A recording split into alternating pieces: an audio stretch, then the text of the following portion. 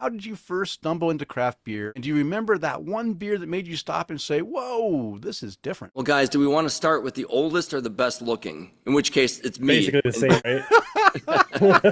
right? All right, Ken. Well, my craft beer journey, as probably most people's journeys, begin with beer that is decidedly uncraft. First beer and many subsequent beers were old styles. That was what was consumed in my neighborhood growing up, was old style.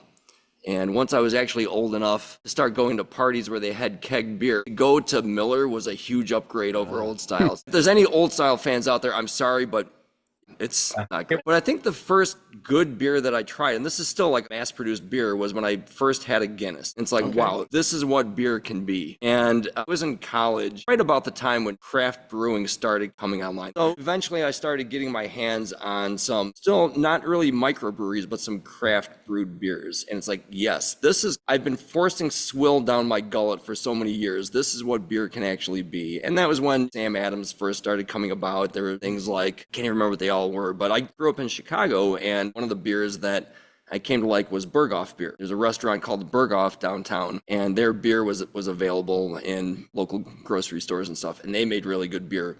Eventually getting beyond college and becoming an adult and being able to go out and treat myself to the things that I actually like, good beer, was really about the time, again, the craft brewing and taprooms started happening. Once I moved to Wisconsin, a big craft brewery in our neck of the woods is Central Waters Brewing. So you would make a special point to zip on over there when they were open, and you could get a really good beer off their taps. And that's really where I became cognizant of what a taproom can be and what a true craft brewery can offer to a beer lover. And then I discovered one day that living in Wapaka, they were opening this brewery spitting distance from my house. And there was an ad on Facebook looking for bartenders. And I'm like, hey, I could probably pour beer and shoot the shit with people. Apply. So I got a call from Mike at some point. So once I got in and started working behind the bar, bartending, I just immediately loved the place, and I've been here ever since.